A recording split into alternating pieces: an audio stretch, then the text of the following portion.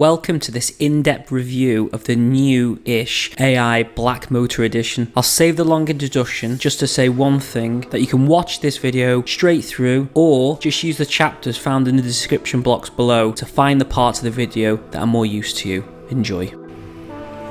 The information found in the box isn't too bad. The Apex Locator troubleshooting guide is pretty good, but the instructions for the handpiece itself are quite a fun and unusual read, and once you've seen it you'll understand.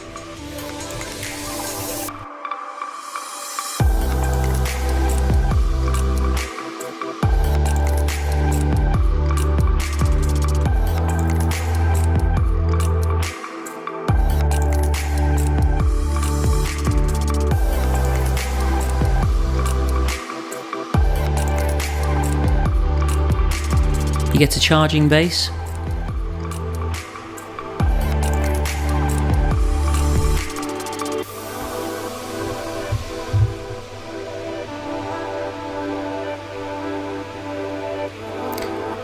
and a 3-pin plug.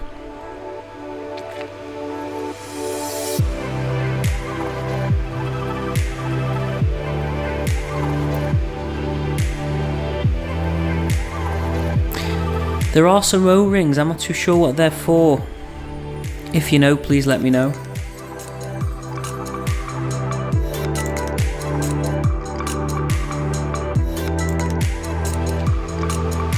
There are some autoclavable handpiece insulation sleeves, and these are used for the Apex Locator.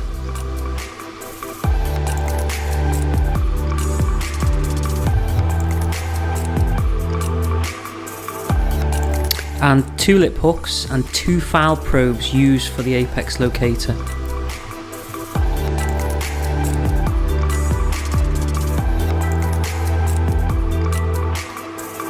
And some disposable handpiece sleeves.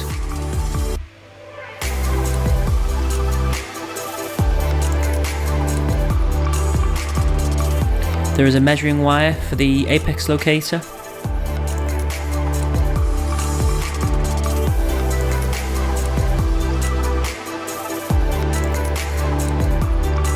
And you get 4 file clips, which is quite excessive, but definitely worthwhile.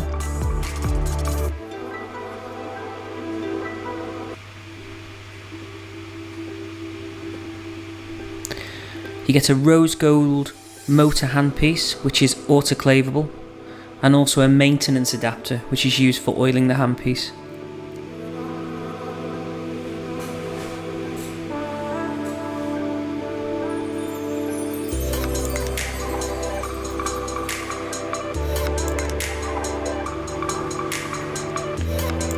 And finally, the AI motor itself, which is of course is non-autoclavable.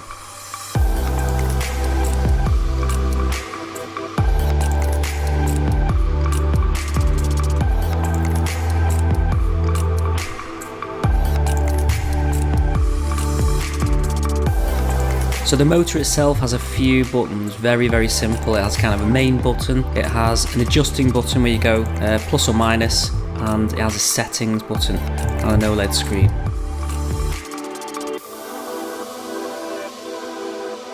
And in the rear of the unit there is a socket to plug in the Apex Locator.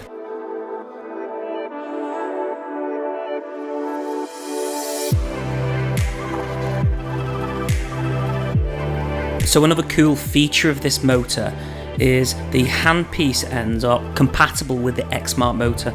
So if you already have an Xmart motor, you can use your old handpiece heads.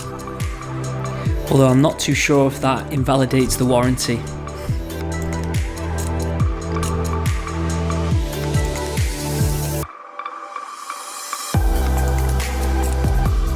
Plugging the motor in is pretty simple.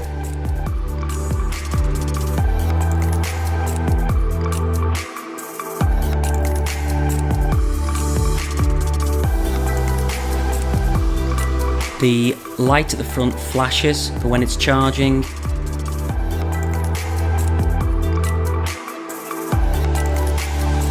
And the light stays on, means it's fully charged.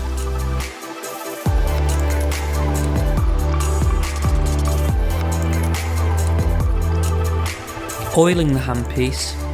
Pretty straightforward. There is an adapter that comes with a removable head that connects to a can of oil, if of course you don't have a specific machine to plug the handpiece into.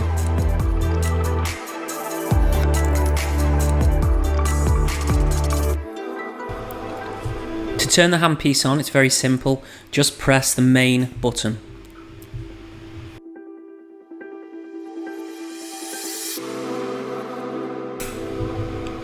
And to turn the handpiece off, press the P button first and then straight after the main button. Finally, to mention, the removable handpiece turns 360 degrees.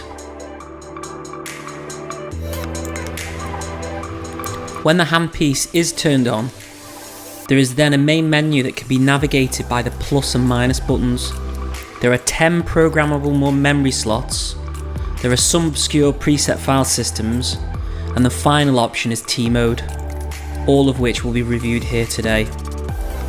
So starting with the 10 programmable slots, there are 5 operational modes that can be selected: clockwise, counterclockwise, SGP, which is essentially reciprocating, ATR, it's like a safety mode for rotary files, and a standalone electronic apex locator. Firstly, I will introduce the apex locator. This can be used as a standalone unit or during operation. The setup is very easy, although it's important to note that the removable rubber sleeve is used to ensure the apex locator does not short out and provide a false result when in use. It's also quite handy to keep the unit in its base when using this mode, but real care is required if there is a file fixed into the handpiece, as it can be quite significant needle stick risk.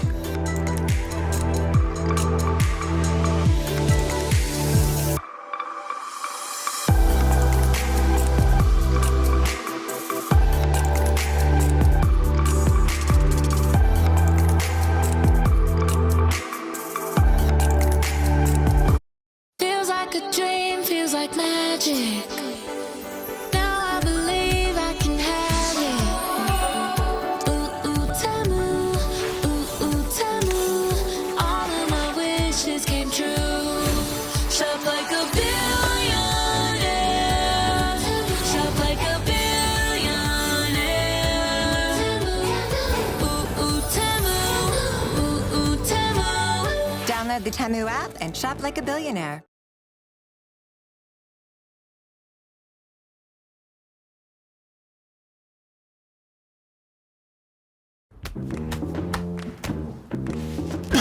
New Zarbee's cough syrups, a kind and effective way to relieve any dry or chesty cough and soothe sore throats for the whole family. New Zarbee's.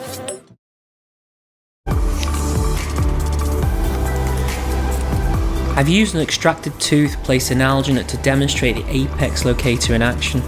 I really like the OLED display for the apex locator and the audible indicator, as they are both quite clear and easy to understand.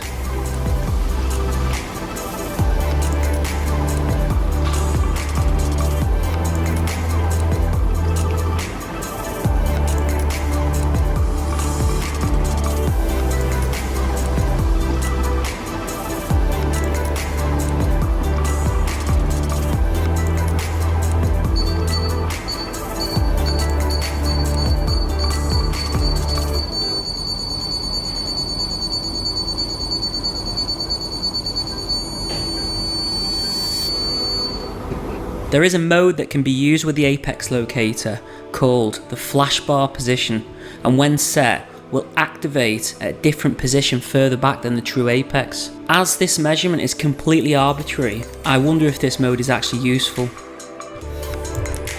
The next operational mode is CW, or clockwise rotation. This mode has the most customizable options compared to all the others, and this video will demonstrate the majority of the capability of this handpiece in this mode.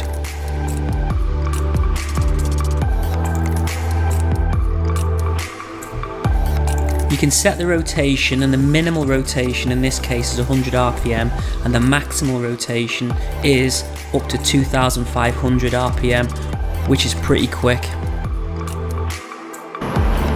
Torque limit can also be applied, where the file is rotated in the opposite direction when a specific limit has been reached.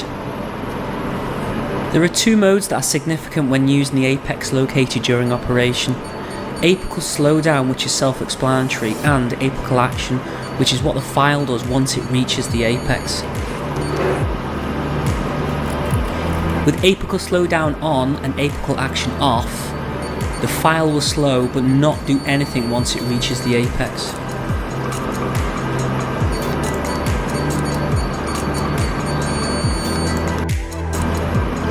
With apical slowdown on or apical action in reverse, the file will slow down as it reaches the apex, and then once it reaches the apex, the file will reverse outwards.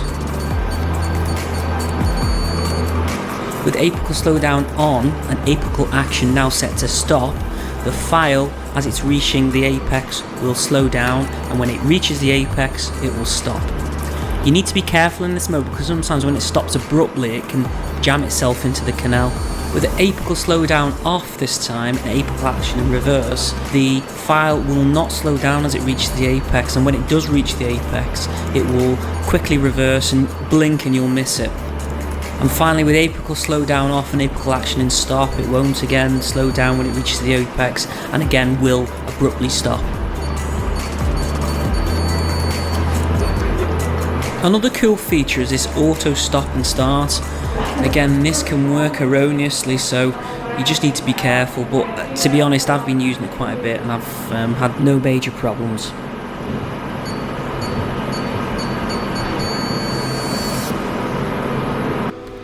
Another operational mode is CCW, which is counterclockwise motion.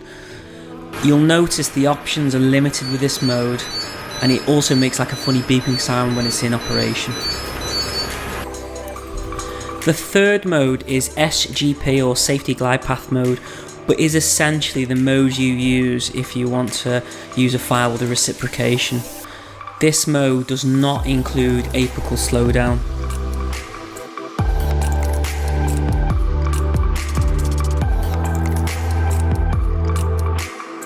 And of course, the USP of this handpiece is its customizable nature, and here demonstrates the minimum maximum angles that can be set for the forward and reverse rotation. And although SGP doesn't have a mode that includes apical slowdown, it does work nicely with the reverse function.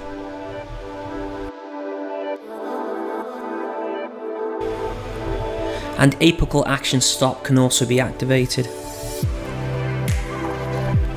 Another operational mode is ATR, which stands for Adaptive Torque Reverse. It is used with the rotary files. When a specific torque is reached when a file is in rotary motion, the movement then switches to a predefined reciprocating angle. It is designed to reduce the risk of file fracture with specifically rotary files. But unlike SGP mode, however, the reverse angle has a limited adjustment. To demonstrate ATR, I'm using a plastic block, and the torque setting has been deliberately set quite low at 1 Newton-centimeters.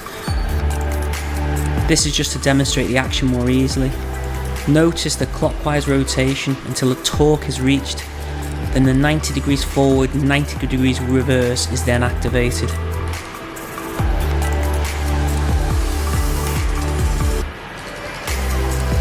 Final mode is T mode, or a ledge bypassing mode, and this mode is specific to this handpiece. This mode is also quite customizable. Indeed, the two alternating presets can be whatever you like, but the advice is to use a 90 degree forward, 90 degree reverse action to first negotiate the ledge, then a clockwise to shape the ledge out once it has been bypassed. It's also suggested that T mode is used in conjunction with a handpiece that has a vertical stroke. This handpiece has a turning motion combined with a vertical stroke. It's important to note that the vertical stroke is permanently on when using this handpiece and cannot be switched off. So another demonstration in a plastic block. Notice in normal clockwise motion, a ledge cannot be bypassed. However, in T mode, using the vertical stroke handpiece, gentle pecking motion with the vertical stroke and a 90 reciprocating motion bypasses the ledge, then rotation motion is activated to shape out the ledge.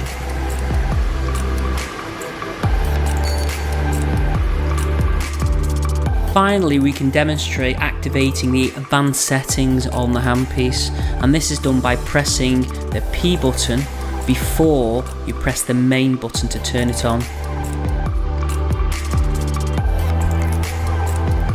Once the handpiece does turn on, it shows what software version the handpiece has at that moment in time, and then it switches to the time that handpiece turns off automatically at, and you can choose any time between 3 minutes and 30 minutes. I have mine at the default of 5 minutes. The second option is to customize when the handpiece goes into standby. Again, a time limit of between 3 and 30 seconds can be selected. Dominant hand can also be selected, which is pretty cool because it flips the screen back into. Calibration, I believe, is to calibrate the torque setting, but I'm not too sure. Beeper volume is self-explanatory, goes from 0 to 3. And restore default restores the handpiece back to its factory settings. I think the most important question to ask is, should you buy this handpiece? Well, I've had an Exmark motor for many years and I really like that motor, but you're quite locked in what you can do, and the inbuilt apex locator on this AI motor is something of a game changer, especially if you're not used to having one, although I must say it doesn't work every single time. Overall, I'd say yes, buy the motor. I bought one, had it for a month and really haven't looked back. And I bought mine from Tooth Savers. I'm obviously from the UK. They were very good with customer service, and I've provided a link below to their website if you're interested in purchasing this unit. Overall, I'd like to say thank you for listening to this huge video.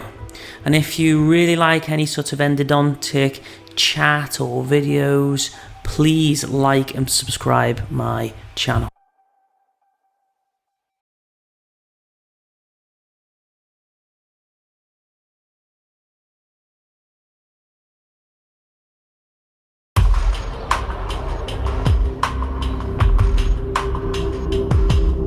There's a really great symmetry that works between us. We don't really have bad days in the office. Going in with my brothers today means the world to me, and just having them by my side makes me feel really confident that we can get investment.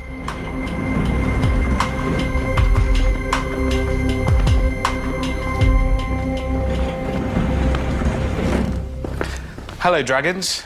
My name's Kevil. These are my brothers, Kunal and Savin.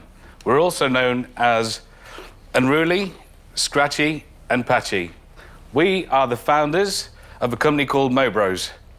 Mobros is one of the UK's leading men's grooming retailers, focusing on beards and moustaches. I had an unbelievably wild beard, and some mornings